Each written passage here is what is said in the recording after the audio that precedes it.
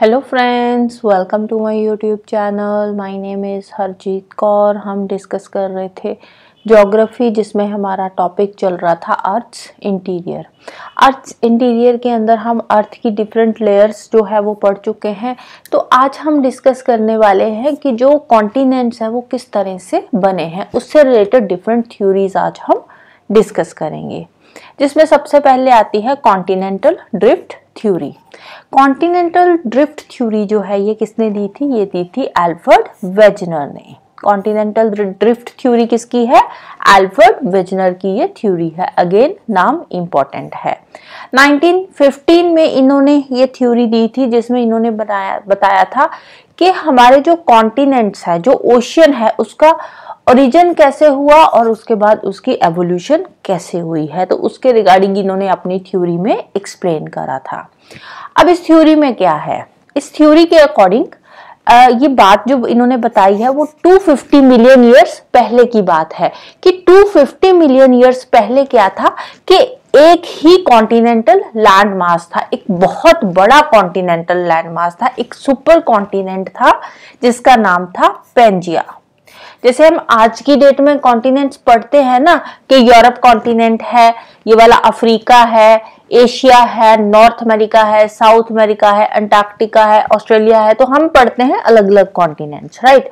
लेकिन 250 million years पहले की बात करें तो उस टाइम पे एक ही सुपर कॉन्टिनेंट हुआ करता था, एक ह्यूज कॉन्टिनेंटल लैंड मास था, कुछ इस तरह का। जैसे कि बात करेंगे अर्थ है तो उसमें एक ही ये कॉन्टिनेंटल लैंड मास था, और इस लैंड मास का नाम क्या था? इसका नाम था पेंजिया। और इसके आसपास क्या था? आसपास इसके ओशियन था, एक बहुत बड़ी वाटर बॉडी थी, और इस वाटर बॉडी का नाम क्या था? इसका नाम था पैंथालासा। ये वाटर बॉडी का नाम क्या था? इसका नाम था पैंथालासा। अब उसके बाद क्या हुआ? ये जो सुपर कॉन्टिनेंट था जिसका नाम था पेंजिया, पेंजिया का ब्रेकअप होना शुरू हो गया। धीरे धीरे ये जो एक ही कॉन्टिनेंट था ये टूटना शुरू हो गया। और ये जो ब्रेकिंग का प्रोसेस था ये शुरू हुआ था अराउंड 200 मिलियन ईयर्स पहले ही। ये जो पेंजिया था ये टूटना शुरू हुआ था। उसके बाद क्या हुआ? उसके बाद ये जो कॉन्टिनेंट्स थे वो बनने शुरू हुए। जैसे ये अर्थ है तो पेंजिया टूटना शुरू हो गया, एक लैंडमास ऊपर चला गया, एक नीचे चला गया, और बीच में ये आ गया ओशियन, राइट। तो उसके बाद ऊपर वाला जो पार्ट था इसको नाम दिया गया लॉरेंशिया का, और जो नीचे वाला पार्ट था इसको नाम दिया गया गोंडवाना लैंड का। और ये जो बीच में समुंदर था, जो ओशियन था, इस ओशियन को क्या नाम दिया गया? इसको नाम दिया गया टेथिस सी का नाम दिया गया, राइट। अब पेंजिया जो था धीरे धीरे ये टूटना शुरू हुआ, और जो नॉर्थ वाला पार्ट था उसका नाम था लॉरेशिया, और जो साउथ वाला पार्ट था उसका नाम था गोंडवाना लैंड। इस तरह से एक सुपर कॉन्टिनेंट था, बहुत बड़ा लैंडमास था जिसका नाम पेंजिया था। बाद में ये पेंजिया टूटना शुरू हुआ, तो धीरे धीरे जब टूटा, कुछ लैंड का जो टुकड़ा था वो नीचे की तरफ, साउथ की तरफ जाना शुरू हो गया, कुछ नॉर्थ की तरफ जाना शुरू हो गया। जो नॉर्थ वाला ये पार्ट था इसको नाम दिया गया लॉरेशिया का, और जो साउथ वाला पार्ट था, ये वाला जो लैंडमास वाला पार्ट था, इसको नाम दिया गया गोंडवाना लैंड का। कौन सा नाम दिया गया? Gondwana land, right. और इसके बीच में ये जो वाटर बॉडी है, बीच वाला जो ओशियन है, इसको नाम दिया गया टेथिस सी का। ये बन गया टेथिस सी। और धीरे धीरे कॉन्टिनेंट्स कंटिन्यूसली मूव होते गए, और मूव होते होते धीरे धीरे जो हमारी ये प्रेजेंट पोजीशन है, इस पोजीशन में आ गए, राइट।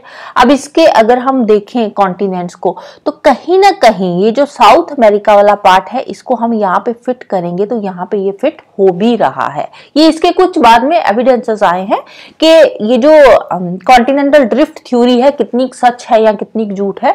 तो उसमें ये जो अब आज की डेट में जो जियोग्राफर्स आए हैं उन्होंने यही बोला है कि कॉन्टिनेंटल ड्रिफ्ट थ्योरी की भी अगर हम बात करें तो यहाँ पे जो वेजिटेशन है, ये यहाँ अफ्रीका में जो वेजिटेशन है ये भी ऑलमोस्ट सेम है। तो ये बात मानी जा सकती है कि किसी टाइम पे ये जो पूरा का पूरा लैंड मास था ये एक था, और धीरे धीरे ये टूटकर अलग हो गया, राइट। तो इस तरह से धीरे धीरे हमारी जो प्रेजेंट पोजीशन है कॉन्टिनेंट्स की वो बन गई according to continental drift theory. Next आती है sea floor spreading theory. Sea floor spreading theory किसने दी थी? ये दी थी हैरी हेस ने। अगेन नाम इंपॉर्टेंट है। कब दी थी? 1960 में आई थी ये सी फ्लोर स्प्रेडिंग थ्योरी। अब इस थ्योरी के अकॉर्डिंग क्या है कि जो सी फ्लोर है ये कंटिन्यूसली क्या है? स्प्रेड हो रहा है। क्यों स्प्रेड हो रहा है?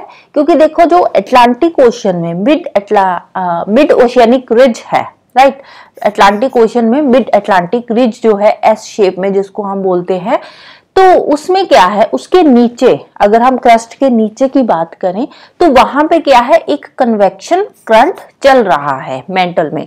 अब कंटिन्यूसली कन्वेक्शन करंट में जो मूवमेंट होती है, जो अंदर मूवमेंट होती है वहां पे एस्थिनोस्फेयर के अंदर, वो क्या है, ऊपर की तरफ मूवमेंट होती है।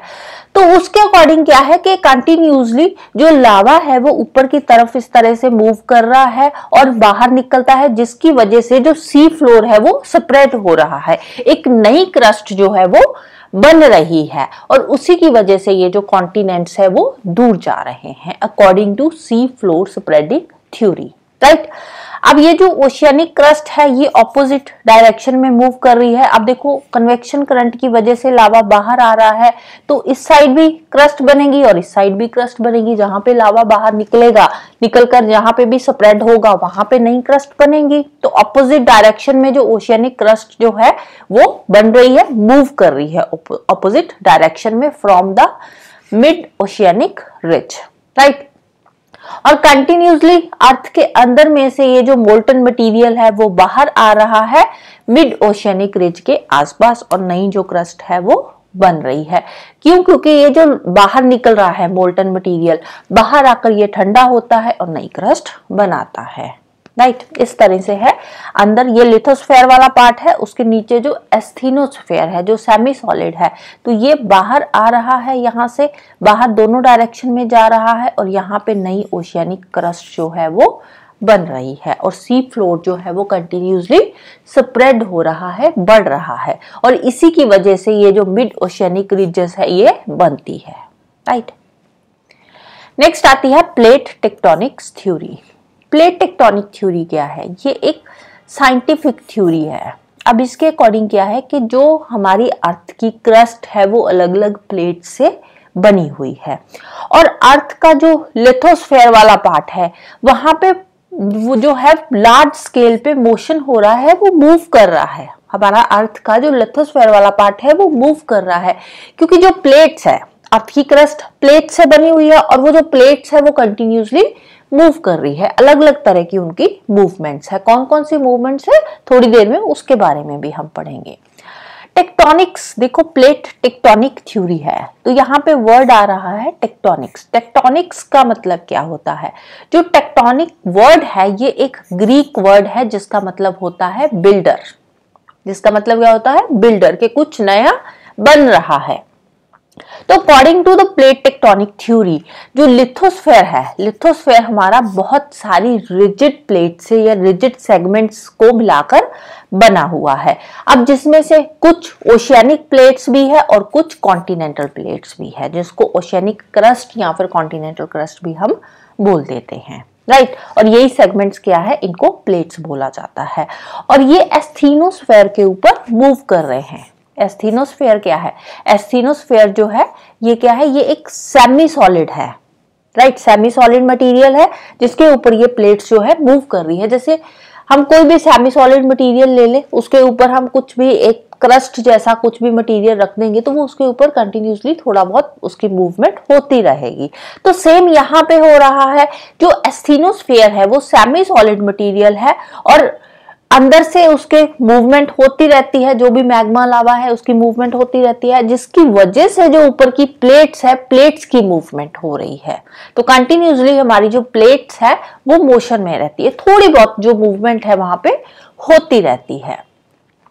तो प्लेट्स की बात करें तो अप्रोक्सीमेटली 20 इस तरह की प्लेट्स है जो हमने अभी तक आइडेंटिफाई करी है, जिसमें से 7 मेजर प्लेट्स है और बाकी की जो है वो माइनर प्लेट्स है। मेजर प्लेट्स कौन कौन सी है? यूरेशियन प्लेट हो गई, Antarctica plate, north American plate, south American plate, Pacific plate, African plate, और लास्ट में आ जाती है इंडियन प्लेट। इसके अलावा कुछ इंटरमीडिएट साइज की प्लेट्स भी है, जैसे कि China, Philippine, Arabian, Iran, Nazca, Cocos, Caribbean, Scotia plates. तो ये कुछ इंटरमीडिएट साइज की प्लेट्स है। तो यहाँ पे ये एक डायग्राम दे रखा है जिसमें ये प्लेट्स दे रखी है। जैसे ये जो बाउंड्री है ये प्लेट्स की बाउंड्री है, किसी कॉन्टिनेंट या कंट्री की बाउंड्री नहीं है। तो इसमें ये आ गई हमारी यूरेशियन प्लेट, इसमें ये अफ्रीकन प्लेट है, ये आ गई इंडियन प्लेट, उसके नीचे ये अंटार्कटिक प्लेट है, ये नॉर्थ अमेरिकन प्लेट हो गई, साउथ अमेरिकन प्लेट हो गई और पैसिफिक प्लेट हो गई। तो ये जो प्लेट्स हैं ये मेजर प्लेट्स है। इसके अलावा कुछ माइनर प्लेट्स भी है, जैसे फिलीपाइंस, ऑस्ट्रेलियन प्लेट हो गई, नाज़का प्लेट, कोकोस, कैरेबियन, जुआ। तो ये कौन सी है, ये कुछ माइनर प्लेट्स है। यहाँ पे अरेबियन प्लेट होगी, ये कुछ माइनर प्लेट्स आ जाती है। अब इन प्लेट्स की मूवमेंट होती रहती है, राइट। अब कौन कौन सी मूवमेंट है या बाउंड्रीज है या मार्जिन है उनके बारे में पढ़ लेते हैं। अब प्लेट मार्जिन की मूवमेंट हो रही है, राइट। अब प्लेट्स की जो मूवमेंट हो रही है उस मूवमेंट के बेसिस पे ये जो मार्जिन्स है, प्लेट मार्जिन्स है, इनको 3 टाइप्स में इन्होंने डिवाइड करा है। सबसे पहले आता है डाइवर्जेंट प्लेट मार्जिन, जिसको कंस्ट्रक्टिव मार्जिन भी बोलते हैं। अब देखो प्लेट्स है, 2 प्लेट्स है, यहाँ पे किसी भी शेप में है 2 प्लेट्स। अब इनकी मूवमेंट किस तरह से होगी, या तो ये एक दूसरे की तरफ आएगी या एक दूसरे से दूर जाएगी या फिर ये स्लाइड पास करेगी। तो उसी के बेसिस पे ये प्लेट मार्जिन्स और प्लेट बाउंड्रीज जो है यहाँ पे एक्सप्लेन करी गई है, जिसमें सबसे पहले है डाइवर्जेंट प्लेट मार्जिन। अब डाइवर्जेंट प्लेट मार्जिन कौन सी है, यहाँ पे कंस्ट्रक्टिव मार्जिन। कंस्ट्रक्टिव मतलब कि कुछ नया यहाँ पे बन रहा है, कंस्ट्रक्टिव का मतलब होता है, राइट। तो यहाँ पे क्या हो रहा है, जो प्लेट्स है they are moving apart from each other, ये एक दूसरे से दूर मूव कर रही है। यहाँ पे जो प्लेट्स है, यहाँ पे डाइवर्जेंट प्लेट मार्जिन है। जैसे ये 2 प्लेट्स है ना, ये वाली प्लेट हो गई यूरेशियन और अफ्रीका, तो ये दोनों प्लेट्स मूव कर रही है, राइट। अब इनकी जो मूवमेंट है वो डिपेंड करती है कि ये किस तरह से मूव कर रही है, एक दूसरे से दूर जा रही है, एक दूसरे की तरफ आ रही है या फिर स्लाइड पास कर रही है, राइट। तो जो डाइवर्जेंट प्लेट मार्जिन्स होते हैं, यहाँ पे क्या होता है, यहाँ पे जो 2 प्लेट्स होती है वो एक दूसरे से दूर जाती है, they are moving apart from the each other, right. जैसे यहाँ पे हो रहा है, 2 प्लेट्स हैं, ये एक दूसरे से दूर जा रही है, एक दूसरे की ऑपोजिट डायरेक्शन में ये मूव कर रही है। तो यहाँ पे क्या होता है, upwelling of material from the mental, यहाँ पे जो अंदर मटेरियल है मेंटल में ये बाहर आता है, राइट। बाहर आएगा तो कुछ नई क्रस्ट बनेगी, इसीलिए इसको बोलते हैं कंस्ट्रक्टिव मार्जिन या फिर divergent plate margins, right. For example formation of mid oceanic ridge, जो मिड ओशियनिक रिज बन रही है वो किस वजह से बन रही है, क्योंकि वहां पे जो प्लेट्स की मूवमेंट हो रही है ना वो डाइवर्जेंट प्लेट मूवमेंट है। तो इसीलिए मिड ओशियनिक रिज की फॉर्मेशन हो रही है, प्लेट एक दूसरे की ऑपोजिट डायरेक्शंस में मूव कर रही है। फिर नेक्स्ट आता है convergent plate margin. Convergent plate margin को बोलते हैं डिस्ट्रक्टिव मार्जिन। तो यहाँ पे क्या हो रहा है, यहाँ पे जो 2 प्लेट्स है वो एक दूसरे की तरफ मूव कर रही है, राइट। दोनों प्लेट्स एक दूसरे की तरफ आ रही है, टुवर्ड्स ईच अदर। तो उससे क्या होगा, उससे जो क्रस्ट है वो कम होएगी वहां पे, क्योंकि इस तरह से जो एक वाली प्लेट है वो दूसरी प्लेट के नीचे चली जाएगी और ये प्लेट इसके ऊपर चढ़ जाएगी, जिसकी वजह से क्या है, जो क्रस्ट है वो कम होएगी। अब एक तरह से एक साइड पे क्या हो रहा है, प्लेट्स एक दूसरे से दूर जा रही है, ऑपोजिट डायरेक्शन में जा रही है, तो वहां पे नई क्रस्ट बन रही है, यहाँ पे नई क्रस्ट जो है वो खत्म हो रही है। नई क्रस्ट नहीं, जो भी यहाँ पे क्रस्ट है वो खत्म हो रही है, डिस्ट्रक्शन हो रही है यहाँ पे, राइट। तो कन्वर्जेंट प्लेट बाउंड्री कौन सी है, where 2 plates collide, 1 plate bending downward and subducting below the other, एक प्लेट दूसरी प्लेट के नीचे जा रही है, right. For example deep oceanic trenches हो गई या फिर जो फोल्ड माउंटेन्स बनती है।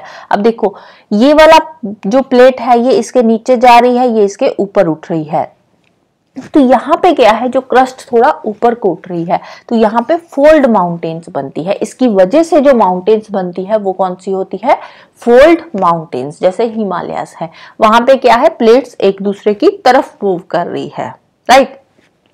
तो वहां पे कन्वर्जेंट प्लेट बाउंड्री है, जिसकी वजह से ये जो फोल्ड माउंटेन्स है वो बनती है। और थर्ड वाला आ गया पैरेलल प्लेट मार्जिन्स, जिसको कंजर्वेटिव मार्जिन भी बोलते हैं या फिर ट्रांसफॉर्म बाउंड्री भी बोलते हैं। तो यहाँ पे क्या है, प्लेट्स स्लाइड पास कर रही है एक दूसरे को। तो दो प्लेट्स है, ये दोनों एक दूसरे को स्लाइड पास कर रही है, राइट। यहाँ पे ना तो एक दूसरे की तरफ आ रही है ना दूर जा रही है, ये स्लाइड पास कर रही है। तो यहाँ पे क्या होता है, यहाँ पे कुछ भी नहीं होता, ना तो नई क्रस्ट बनती है ना ही पुरानी क्रस्ट खत्म होती है। तो यहाँ पे सिंपली जो दो प्लेट्स है वो स्लाइड पास कर रही है। For example San Andreas fault along the west coast of Mexico, right. तो यहाँ पे फॉल्ट वगैरह बन जाते हैं, जैसे ये वाली जो प्लेट बाउंड्री है, एक यहाँ पे ब्लॉक जो है वो नीचे चला गया, ये वाला ब्लॉक फिर से ऊपर उठ गया। तो यहाँ पे स्लाइड पास ही हो रहे हैं, कुछ भी नई क्रस्ट ना बनती है ना खत्म होती है, right. So that's all for today. Hope you like this video. Thank you. Bye bye and have a nice day.